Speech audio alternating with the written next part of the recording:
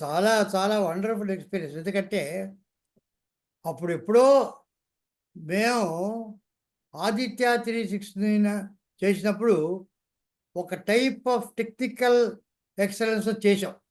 అప్పుడు మాకున్నటువంటి దీంట్లో ఇంత టెక్నికల్ అడ్వాన్స్మెంట్ ఉంటుందని మాకు అప్పుడు తెలియదు. Okay sir. కానీ ఇప్పుడు ఇంత వచ్చిన తర్వాత మిగతా సినిమాలతో కంపేర్ చేసుకుంటే అరే అరే ఇప్పుడు తీసుంటే బాగుండే అని అనిపించిన క్షణాలు ఉన్నాయి. So sir. అలాంటప్పుడు ఉన్నట్టుండి సార్. నిర్మాత శివలింగ కృష్ణప్రసాద్ గారు దీన్ని కంప్లీట్గా అప్గ్రేడ్ చేసి కాంటెంపరీ టెక్నాలజీకి ఈక్వల్గా మళ్ళీ చేసి దాన్ని మళ్ళీ రీరిలీజ్ చేస్తానంటే దీనిని చూడాలని ఆసక్తి ఉన్న మిగతా వాళ్ళందరూ రావచ్చండి. నాలాంటి వాళ్ళకే చూడాలని అనిపిస్తుంది అంటే ఈ టెక్నాలజీతో. So that's very very very thrilling experience. చాలా బాగుంది, ఇంట్రెస్టింగ్గా ఉంది.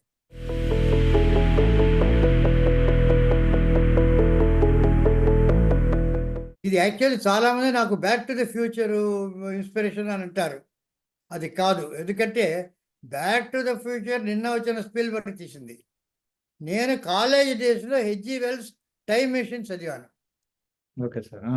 టైమ్ మెషిన్ చదివానే ఒక కాలంలో అది వేరే కథ, కానీ time travel science fiction. So ఆ సైన్స్ ఫిక్షన్ కథను తీసినప్పుడు అక్కడ మా కాలేజ్ మేట్స్ అంతా కూడా దాన్ని గురించి డిస్కస్ చేయడం ఇవన్నీ జరిగింది. సో అప్పుడు ఏమైందంటే ఇది ఒక విజువల్ ఫీల్గా అనేది బ్లాక్ అండ్ వైట్లో టైం మెషిన్ సినిమాలు హాలీవుడ్లో చాలా వచ్చాయి అంతకుముందు టైం ట్రావెల్. యాక్చువల్గా డైరెక్టర్ అయిన తర్వాత ఇది ఒక సబ్జెక్టుగా తీస్తే బాగుంటుంది అని అనుకొని దానికి కొన్ని ఒక లైన్ ఆర్డర్ అది చేసి రఫ్గా పెట్టుకున్నాను నేను. కంప్లీట్గా పెట్టుకుని ఇది ఎట్లా చేద్దాం, ఎవరితో చేద్దాం అనుకుంటున్న సమయంలో బెంగళూరులో ఎస్పి బాలసుబ్రహ్మణ్యంతో నేను ట్రావెల్ చేస్తుండడం జరిగింది.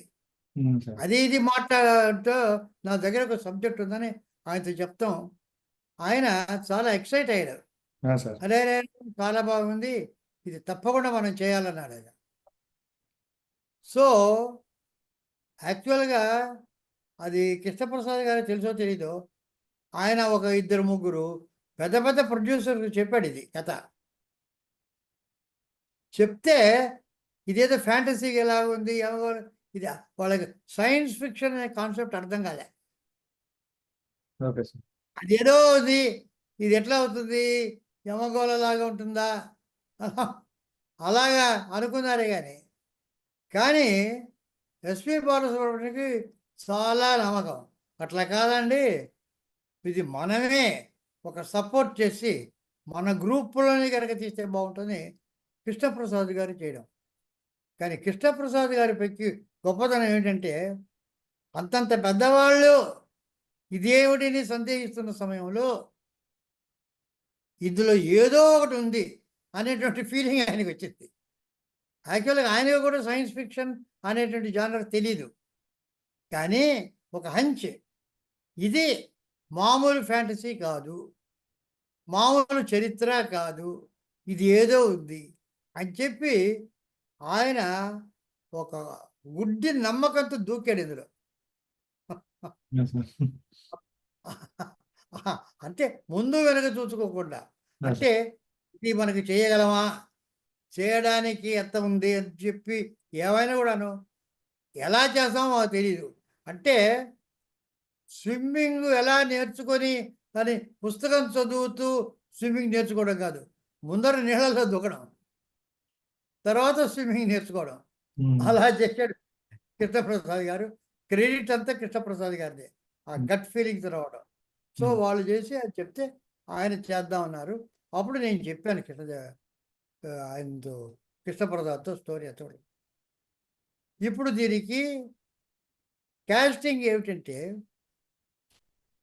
నాకు లైన్లోనే నాకు ఆల్రెడీ స్క్రిప్ట్ ఒకటి ఉంది. ఒక ఈరోజు కాలం, ఒక సైంటిస్టు ఒక టైం ట్రావెల్ మెషిన్ కనిపెడతాడు, అందులో బ్యాక్ వెళ్తారు. టైం ట్రావెల్ అనేది కదా, బ్యాక్ వెళ్తారు, ఫ్యూచర్కి వెళ్తారు. బ్యాక్ వెళ్తే చరిత్రకు సంబంధించి మనకు తెలిసిందిగా ఉండాలి. లేకపోతే మరి పురాణాల్లోకి త్రేతాయుగంలోకి వెళ్ళడం కాదు, మహాభారతంలోకి. అది నాకు మైండ్లో రాలేదు. నాకంటే నాకు మొట్టమొదట మైండ్లో వచ్చింది ఏంటంటే ఇండియన్ ఇండిపెండెన్స్ డే రోజు వెళ్ళాలని. గాంధీ గారు అదే వెళ్ళి జెండా ఎగరేయడం, అంతకుముందు గాంధీ గారిని షూట్ చేయడం అక్కడ. కానీ అది ఇన్సిడెంట్ చేస్తాం, ఒక డాక్యుమెంటరీలాగా అక్కడికి వెళ్ళి ఉంటాడు. ఇందులో ఏమి ఇన్వాల్వ్ అవుతాడు హీరో? కథలో ఇన్వాల్వ్ కాడు వాటిల్లో, ఎక్కడికి వెళ్ళినా. అలాగ చూస్తే నాకు రెండే రెండు చరిత్రకు సంబంధించిన ఘట్టాలు దొరికాయి ఎంటర్టైనింగ్గా. ఒకటి రాయలవారు భువన విజయం, రెండవది అక్బర్. అక్బర్ కాలంలో బీర్బల్, తాన్సేన్, అనార్కలి, సలీం వీళ్ళందరూ ఉన్నారు. కృష్ణదేవరాయల కాలంలో తిమ్మరుసు, తెనాలి రామకృష్ణుడు, అష్టదిగ్గజాలు, వీటి కథలు మనకు ఫోక్లోర్స్ అవన్నీ ఉన్నాయి. కాకపోతే ఆ అక్బరు బీర్బలు అవి ఆల్రెడీ చేశారు వాళ్ళు, నాకు అంత నచ్చలే. ఇందులో కనుక అయితే తెనాలి రామకృష్ణ ఉన్నాడు, అవి బ్యాక్ వెళ్ళి అవన్నీ చేయొచ్చు అనేటువంటి ఒక ఐడియా వచ్చింది. పైగా ఆల్రెడీ రామారావు గారు శ్రీకృష్ణదేవరాయల పాత్ర వేశాడు. తిమ్మరుసు నేను పనిచేసా, నేను స్క్రిప్ట్ కూడా ఒక వర్షన్ రాశా పింగళి నాగేంద్రరావు గారికి.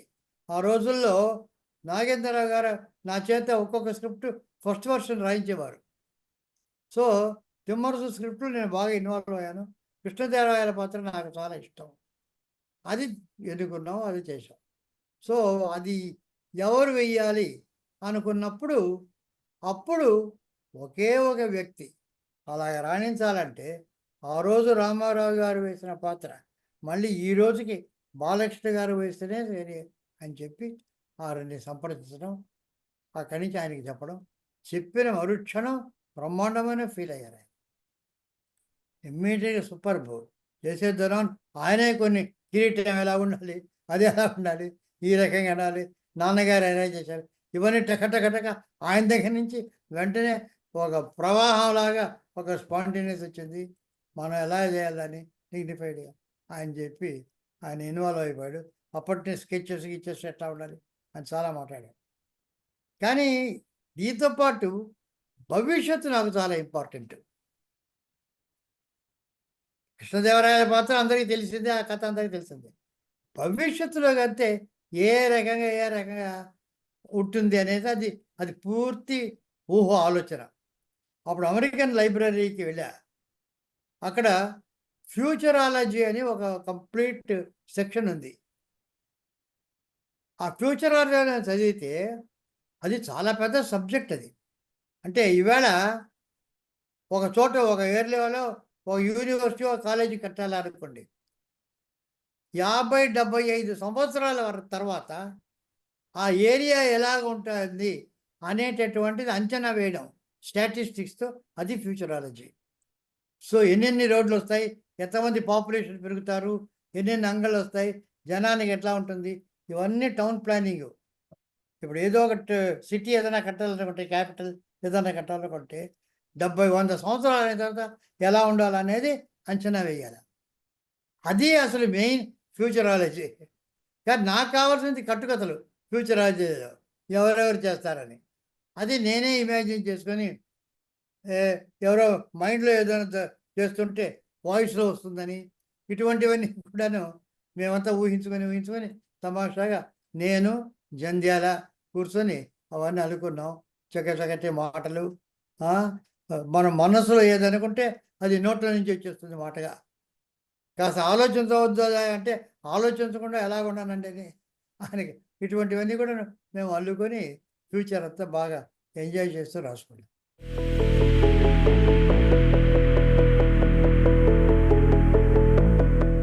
ఇది స్క్రిప్ట్, ఇది బేసిక్గా లైన్ అంతా అనుకున్నదే. ఆ తర్వాత వచ్చిన తర్వాత మామూలు ఒక 2 వారాలు నేను జంధ్యాల కూర్చొని డిస్కస్ చేసాం. శివలింగ ప్రసాద్ గారు అప్పుడు కంప్లీట్గా ఆయన ఇన్వాల్వ్ అయ్యాడు, చూస్తూ ఉండేవాడు. కానీ ఎసెన్షియల్గా నాకు తెలిసి మా ఇంట్లో చాలా సిట్టింగ్స్ జరిగాయి. పామ్ గ్రోవ్ హోటల్లో కొంత జరిగింది, అట్లా ఒక 15 రోజుల్లో సీన్కి లేఅవుట్ వేసేసాం. సీన్ 1, సీన్ 2, సీన్ 3, సీన్ 4 అది ఎట్లా వెళ్తాడు, ఏ రకంగా వెళ్తాడని చెప్పి వేసిన తర్వాత ఒక నెల రోజుల్లో ఆయన డైలాగ్స్ రాసేసాడు. ఆయన పాంబూర్ హోటల్లో ఎక్కడో కూర్చొని కంప్లీట్గా డైలాగ్స్ రాసేసాడు. ఆయన రాసి ఒక వినిపించడం, అందరికీ వినిపించడం. బాలసుబ్రహ్మణ్యం గారు వచ్చారు, అంతా విన్నాం, చాలా చాలా ఆలోచించాం. ఇవన్నీ కాదు, ఇన్నోవేట్ చేశాడు. తర్వాత ఒక ఎక్స్ట్రా కాంట్రిబ్యూట్ చేసాం. అంటే బ్యాక్ టు ద ఫ్యూచర్ ఎలా ఉన్నా వెనక్కి వెళ్తారు, ముందుకు వెళ్తారు, కనెక్షన్ లింక్ ఒకటి లేదే అనేటటువంటి స్క్రిప్ట్ చదివినప్పుడు వచ్చింది. ఇది స్క్రిప్ట్ చదివినప్పుడు కాదు, సీనిక్ కార్డు వేసినప్పుడు. అప్పుడు థాట్ ఏమిటంటే, ఈ కాలంలో మ్యూజియంలో ఒక వజ్రం ఒకటి ఉంటే అది రాయలవారి కాలంలో వజ్రం అని,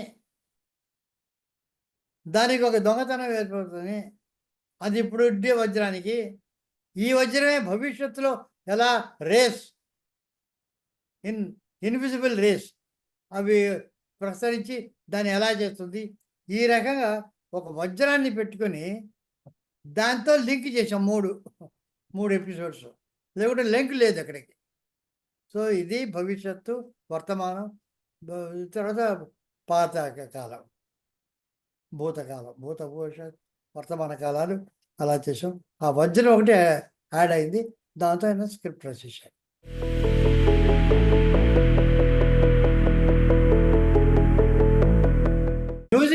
మ్యూజిక్ మొదటి నుంచి ఇళయరాజా గారు అనుకున్నది. ఆ రోజు వెళ్ళి అని చెప్పాము. ఆయన చాలా చాలా సంతోషించాడు. ఆయన కూడా ఒక్కొక్కడు ఆ చివరి పాటలో బివి వేయాలి, ఇవన్నీ కూడా ఇన్వాల్వ్ అయ్యి చాలా అద్భుతంగా ఇన్వాల్వ్ అయ్యి చేశాడు. అసలు నాకు కొత్తగా ఉంది కథ, టైం మెషిన్, ట్రావెల్ ఇదంతా బాగుందని ఇళయరాజా. కానీ కెమెరామెన్ విషయంలో మాత్రం అది దైవ నిర్ణయం. ఎందుకంటే మొట్టమొదట పిసి శ్రీరామ్ గారు అనుకున్నది.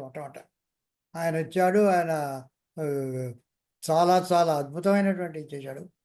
ఫస్ట్ షెడ్యూల్ కృష్ణకుమార్గా ఉండేటువంటి ప్రీ కృష్ణదేవరాయల షెడ్యూల్ అంతా ఆయన చేసేటప్పుడు సడన్గా సమ్ అల్సర్ ఏదో వచ్చి చాలా సీరియస్ జబ్బు చేసింది ఆయనకు.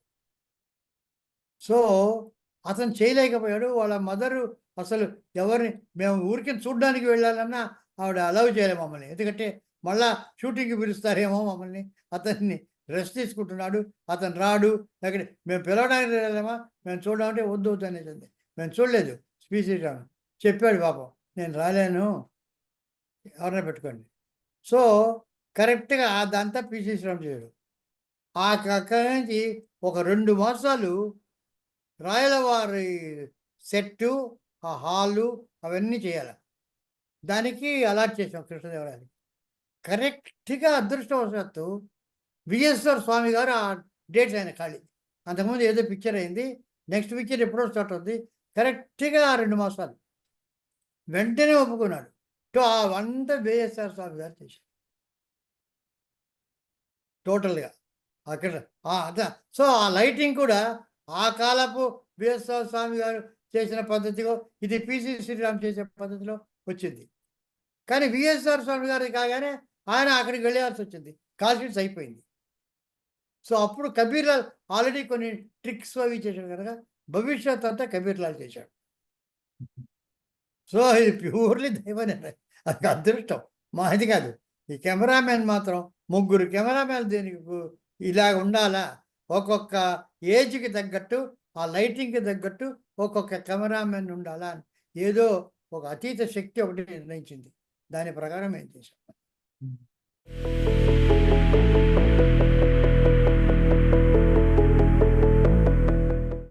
పేకెట్ గారు మొదటి నుంచి ఆర్ట్ డైరెక్టర్. ఎందుకంటే రాయలవారు ఆ సెట్టు అదంతా చేయడానికి, టైం మెషిన్ డిజైన్ చేయడానికి స్కెచెస్ వేసుకుందాం ముందర. నేనేమంటే రియల్ టైం మెషిన్, మామూలుగా డమ్మీ చేసేసి ఏదో చేయడం, ఆ రోజు ట్రిక్స్ లేవు, రియల్గా చేయాలని. మొక్కితే ఆ స్టెప్స్ అంతా రావాలా, లోపల గ్లాసు. అతను ముందర స్కెచెస్ వేసి, స్కెచెస్ మీద డిస్కస్ చేసి, తర్వాత చిన్న టైం మెషిన్ మోడల్ చేశారు అతను, గ్లాస్ అంతా పెట్టి. చిన్న సైజు చేసి దాంట్లో మార్పులు అక్కడే నొక్కితే అవన్నీ చేశాడు కష్టపడి చేసి అది దాని మీద డిస్కస్ తర్వాత సెట్లో పెద్ద సెట్ లోపల వెళ్ళేటట్టుగా కావాలన్నా నేను అలాగే చేశాడు. నొక్కితే అంత స్టెప్స్ వస్తుంది, లోపల వెళ్తాడు, కుర్చీలు, గ్లాసు, టీను అన్నది వీళ్ళందరూ రావడము. సో అదంతా టైం మెషిన్ తిరగడము, మోటార్ దానికి ఒక మెషిన్ పెట్టి అది తిరుగుతుంటే వాళ్ళందరూ బయటికి పడడం, స్మోక్ దానికంతా గ్యాస్ నుంచి స్మోక్ వెళ్ళడం, ఇవన్నీ కూడా అతను తయారు చేశాడు ఆన్ ద సెట్. అందుకని అంత రియల్గా ఉంటుంది. అవన్నీ గ్రాఫిక్స్ కావు. స్మోక్లో నుంచి గ్రాఫిక్స్లో వచ్చే వచ్చిన స్మోక్ కాదు, అది రియల్ స్మోక్. దగ్గ దగ్గ దగ్గ దగ్గ అని వస్తుంటే అది నిజంగా తిరుగుతుంటే అవన్నీ అది తిరుగుతున్నప్పుడు వాళ్ళు వెళ్తుంటే రియల్. అందుకని జనానికి అంత పర్సనల్ ఫీలింగ్. నేను ఎంత గ్రాఫిక్స్ చేసినా తెలిసిపోతుంటుంది ఇది గ్రాఫిక్స్ అని. ఆ రియల్ కనుక అంత ఆకట్టుకుంది జనాన్ని.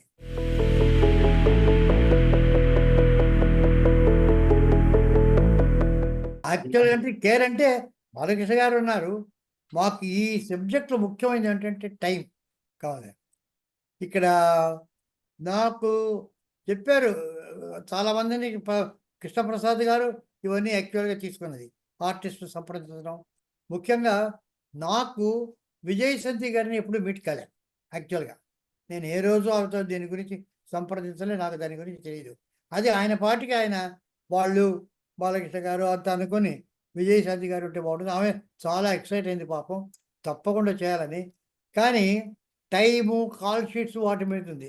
ఇక్కడ ఒక 10 రోజుల తర్వాత నాకేమిటంటే ఈ పర్టికులర్ సబ్జెక్టు భవిష్యత్తులో రావాలి, అవుతా టైము ఆర్టిస్టు వాళ్ళ వాల్యూ, వాళ్ళ పర్ఫార్మెన్సు ఎంత ముఖ్యమైనా ఈ పర్టికులర్ సబ్జెక్ట్కి టైం అనేటువంటిది మోర్ ఇంపార్టెంట్. వాళ్ళు అవైలబుల్గా ఉండడం మాకు ఈ సబ్జెక్టు మోర్ ఇంపార్టెంట్. అందుకని ఎవరికన్నా చూద్దామంటే మరి కృష్ణప్రసాద్ గారు ఎలా చేశారో, నాకు మోహిని అనే అమ్మాయి ఎలా వచ్చిందంటే, నేను అప్పుడు మైకేల్ మదన కామరాజన్ చేస్తున్నాను, ఆ వర్క్లో ఉన్నాను. సో పంజు అరుణాచలం గారని ఆయన నాకు చాలా పరిచయం. ఒకరోజు మాట్లాడుతున్నాను ఆయనతో నేను. ఆయన గొప్ప నిర్మాత, పాటల రచయిత ఇవన్నీ కాకుండా ఒక చాలా ఫెనటిక్ రేస్ గోయర్ ఆల్సో. ఆయన ఎప్పుడు హార్స్ రేస్ పుస్తకం పట్టుకొని ఉంటాడు ఆయన. అది ఆయన ఒకరోజు నేను మాట్లాడుతూ మేము ఈ రకంగా వెతుకుతున్నాం అంటే ఆయన చెప్పాడు, ఆయన హార్స్ క్లబ్లో సెక్రటరీ ఒక అయినాడు. ఆయనకి నాకు బాగా పరిచయము. ఆయన కూతురు ఒక ఆమె ఉంది మోహిని అని, ఏదో ఒక పిక్చర్ చేసి తర్వాత ఎవరో చెప్పారు శ్రీరామ్, పిసి శ్రీరామ్ కూడా ఆమెకు ఏదో తెలుసు అని చెప్పారు, నాకు తెలియదు అది. ఈయన వెంటనే ఫోన్ చేసి అది అరేంజ్ చేస్తే వచ్చి చూసి సెట్కి వచ్చింది, టెస్ట్ చేసాం. మెయిన్ మాకేంటంటే అందంగా ఉంది, డ్యాన్స్ చేస్తుంది, అంతా చేస్తుంది, కొత్త ఏదో ఒక పిక్చర్లో చేసింది.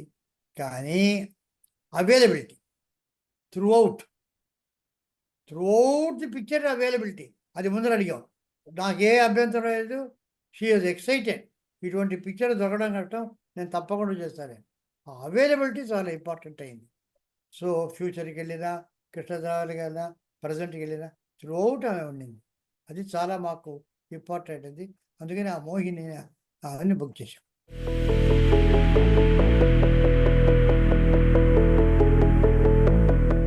అమరీష్ పూరి ఏమిటంటే మాకు ఒక రకమైనటువంటి పెక్యూలియర్ ఫోక్లోరిష్ విలన్ కావాలి.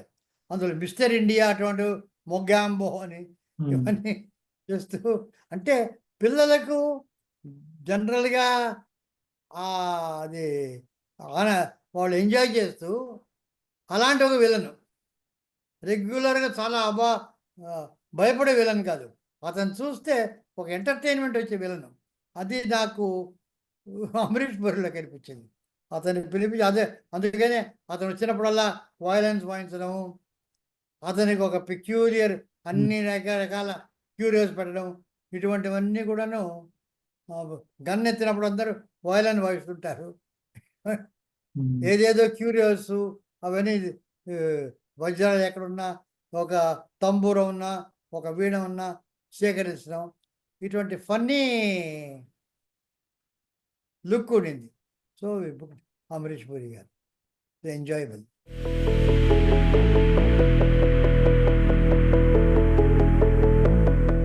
యాక్చువల్‌గా 110 రోజులే అవుతుందది. ఈరోజు 110 ఇది ఇవాళ చేసే సినిమాలన్నీ 110 రోజులు అవుతుంది. ఏది ఏ 'మాయాబజార్' లాంటి డబుల్ వర్షన్ సినిమా అంతకన్నా తక్కువైంది. ఇదేమిటి ఒకే వాళ్ళేమిటి కృష్ణుడు, రంగారావు, నాగేశ్వరరావు, సావిత్రి తప్ప అక్కడ వేరే బలరాముడు, ఇక్కడ వేరే రాముడు, అక్కడ వేరే ఛాయాదేవి, ఇక్కడ వేరే అంతవే డబుల్ వర్షన్. అక్కడ జమినీ గణేశను, ఇక్కడ నాగేశ్వరరావు గారు ఇంత ఉండి లెస్ డేస్‌లో చేశారు ప్లానింగ్. ప్లానింగ్ నీకు కరెక్ట్‌గా ఇక్కడ ఉండాలి, అక్కడ ఉండాలి అంటే కరెక్ట్‌గా. అది ప్లాన్ లేకుండా అక్కడొచ్చి ఇక్కడ తీద్దాం, అక్కడ తీద్దాం అన్ని యాంగిల్స్‌లో తీసి ఒక నిర్ణీతమైనది లేకుండా ఎడిటర్‌కి ఇచ్చి మళ్ళా రీషూట్ చేసి it's not the way. It is నా ఐ డోంట్ అగ్రీ. ఇన్ని రోజులు అవుతున్నాయంటే something wrong with the planning. పెద్ద పెద్ద చేయడం పక్కా ప్లానింగ్. ఇప్పుడు హాలీవుడ్‌లో నాకు తెలిసినంత వరకు పెద్ద పెద్ద పిక్చర్స్ 2 సంవత్సరాలు, 3 సంవత్సరాలు స్టోరీ బోర్డింగ్ కూడా ప్లానింగ్ తీసుకుంటారు. వచ్చేటప్పటికి అంతే లిమిటెడ్ టైం. టక ఫినిష్ చేస్తారు. పెద్ద పెద్ద పిక్చర్స్ 8 వీక్స్‌లో తీశారు వరుసగా హాలీవుడ్‌లో. సో, ఎవ్రీ షాట్ ప్రతిదీ డిజైన్ చేసి అందులో ఇవాళ కంప్యూటర్‌లోనే మీరు డిజైన్ చేయొచ్చు లైటింగ్ అంతా కూడాను. అక్కడ చేసి షార్ట్స్ షూట్ అంటే అది వెళ్ళిపోయింది. అప్పటికి ఉన్నాయి చాలా రోజులు. ప్లానింగ్ అన్ని సంవత్సరాలని తీసుకుంటారు వాళ్ళు. సో, ప్లానింగ్ కనుక చేస్తే కరెక్ట్‌గా నిర్ణీతమైన రోజుల్లో వస్తుందని నా నమ్మకం. అది మా ఐ కెనాట్ డినై దట్.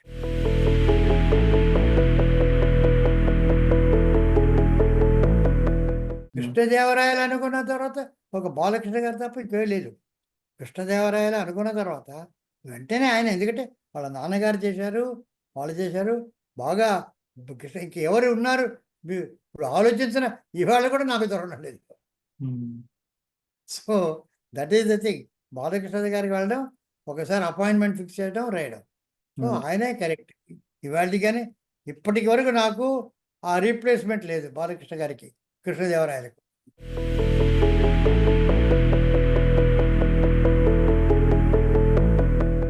నా వరకు నేను ఆదిత్య నాకేంటంటే టైం మెషిన్ అంటే అనేది టైం థియరీ ఆఫ్ రిలేటివిటీ లైట్‌తో సంబంధించిన ఆ లైట్ స్పీడ్ ఒకటి ఉంది. ఆ లైట్ స్పీడ్‌కి సంబంధించింది టైం మెషిన్. కాళేశ్వరం కృష్ణప్రసాద్ వాళ్ళు వీళ్ళు ఏదైనా రకరకాల అనుకుని ఉండొచ్చు కానీ నా వరకు లైట్‌కు టైం ట్రావెల్‌కు సంబంధం ఉంది. లైట్ 186,000 మైళ్ళు ఒక సెకండ్‌కు 1000 మైళ్ళు ట్రావెల్ చేస్తుంది. సో, దానికి ట్రావెల్ చేస్తేనే టైము ట్రావెల్ సాధ్యమవుతుంది. ఆ టైం ట్రావెల్‌కు, లైట్ ట్రావెల్‌కు సంబంధం ఉంది. లైట్ అనగానే సూర్యుడు. అందుకని ఆదిత్య. సో, ఆదిత్య అనేటటువంటిది స్టార్ట్ అవుతుంది టైం మెషిన్ కనుక నా వరకు. కాకపోతే 369 అనేటటువంటిది తర్వాత పెట్టింది. అది ఏ రకంగా ఉంది 333 ఏదో ఎందుకంటే పుట్టి ఆదిత్య అంటే అది ఒక హీరో నేమ్ కావచ్చు. ఒక మెషిన్ టైం మెషిన్‌కి పేరు పెట్టాలంటే. సో, అప్పుడు నాకు ఇది బోయింగ్ జ్ఞాపకం ఉంది. బోయింగ్ అంటే సరిపోద్ది కాదు. బోయింగ్ 737 అని పెడతారు. ఈ 737 ఏమిటి? అది వచ్చినప్పుడే మనకు ఒక ఎయిర్ క్రాఫ్ట్ అని ఒక ఫీలింగ్ వస్తుంది. లేకపోతే మామూలుగా బోయింగ్ ఏదో కంపెనీ. సో, ఏదైనా వస్తే ఆ అటాచ్‌మెంట్ వచ్చినప్పుడే మీకు నంబర్ ప్లేట్ వచ్చినప్పుడే దానికి వస్తుంది. సో, 369 అని 35 ఇన్ని రకరకాలుగా 9 మొత్తం మీద 369 ఉంటే బాగుంటుంది. న్యూమరాలికల్‌గా 9 బాగుంటుంది. 3, 6, 9, 9, 18, 9 ఇట్లాగా అసెండింగ్ ఆర్డరు పైకి వెళ్ళేటటువంటి పద్ధతి. 963 చేయొచ్చు, 639 చేయొచ్చు. కానీ 369 ఆదిత్య 369 అని నిర్ణయించాం. అందరూ అది 369 మాత్రం ఒక సభ వేసి అందరూ కూర్చొని ఏది బాగుంటుందని చెప్పాం.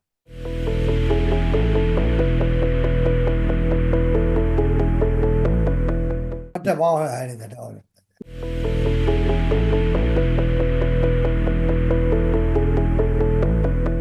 హిందీ మీద గడవని కాదు, అమరీష్ పూరి ఎవరో హిందీలో చేస్తున్నారు ఒక పిక్చరు. అమరీష్ పూరి ఇక్కడ యాక్ట్ చేశాడు. రషస్ చూడడానికి వచ్చాడు. వచ్చి ఆల్రెడీ వాళ్ళు స్టార్ట్ చేసి చేయబోతున్నారు. షూటింగ్ స్టార్ట్ చేశారు. వెళ్ళి మీరు చెయ్యకండి. అక్కడ ఒక సినిమా చేస్తున్నారు 'ఆదిత్య 369' అని. అదొచ్చి డబ్ చేస్తే మీ సినిమా ఎవరు చూడరు అని అడ్వైస్ కూడా చేయడం జరిగింది. కొత్తగా చేయడం కాదు, చేసేవాళ్ళని ఆపాడు అమరీష్ పూరి. చేయనీయకుండా. ఎందుకంటే అక్కడ వస్తుంది. అదే సంగతి.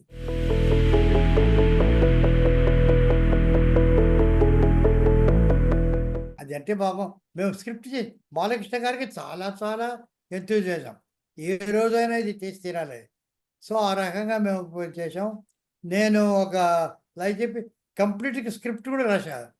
టోటల్‌గా స్క్రిప్ట్ తయారు చేశాను కంప్లీట్‌గా. ఆయన చాలా ఎక్సైటెడ్. ఇవాల్టికి కూడా అది ఆయన్ని మొట్టమొదటి వాళ్ళ అబ్బాయిని ఇంట్రడ్యూస్ ఫిల్మ్‌గా అనుకున్నారు కూడా. దీన్ని ఎలాగైనా చేయాలని చెప్పి అనౌన్స్ కూడా చేసి అంతా చేశారు. డిస్కస్ చేశాము. కానీ ఆయనకి ఇంకా ఉంది. ఎప్పుడన్నా ఉన్నప్పుడు ఏ రోజైనా అది మనం చేద్దాం అని అంటున్నారు. సరే ఎప్పుడుదవుతుందో ఏమవుతో అది దైవ నిర్ణయం. కృష్ణ 'ఆదిత్య 369' అలా దైవ నిర్ణయం. ఇది కూడా సీక్వెల్ కూడా అదే దైవ నిర్ణయం. ఎప్పుడైతే అప్పుడు.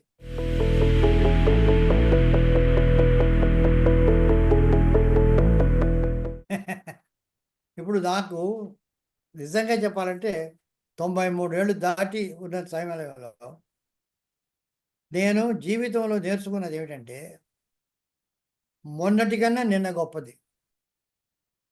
నిన్నటి కన్నా ఇవాళ గొప్పది. పాత కాలంలో ఎంత బాగుండేది క్లాసిక్స్ నేను నమ్మను. ఆ రోజు అందరూ ఆ రోజు చాలా చాలా మంచివి ఉన్నాయి. ఈరోజు మంచిగా ఉండేవి. ఈవిడంతా చాలా హాయిగా ఉండేది. ఏమి మ్యూజిక్కు. ఆ మ్యూజిక్ పడితే ఎవరు చూడరు. అవి బాగా లేదు అని కదా ముందుకు వెళ్తున్నాం అందరం. మనం ముందుకు వెళ్తున్నామంటే అది బాగా లేదు అని ఇవాళ దగ్గరికి ఎవరు చూడరు. అవి చూస్తారు. నాస్టాల్జియా అంటారు దాన్ని. ఆ నాస్టాల్జియాకి దానిలో చూస్తారు. కానీ చూడరు. ఇప్పుడు నాకేమిటంటే నిన్న, మొన్న కన్నా ఇవాళ ఇప్పుడు మీతో మాట్లాడడం చాలా ఆనందంగా ఉంది. అంతకుముందు మార్నింగ్ చేసింది అంత పెద్ద ఆనందం లేదు. ఇప్పుడు నాకు ఆనందం. సో, బ్యాక్ వెళ్ళడం అనేటటువంటిది ఆలోచన నాకు ఇష్టం లేదు. రాదు. ఒక్క సెకండ్ కూడా బ్యాక్ వెళ్ళలేను. ఎందుకంటే అవంతా పాత అయిపోయింది. మర్చిపోవాల్సింది. ఇప్పుడు లీవ్. మనం ఏం చేయాలా? ఈ క్షణంలో మనం ఎలా మాట్లాడాలా? ఏం చేయాలా?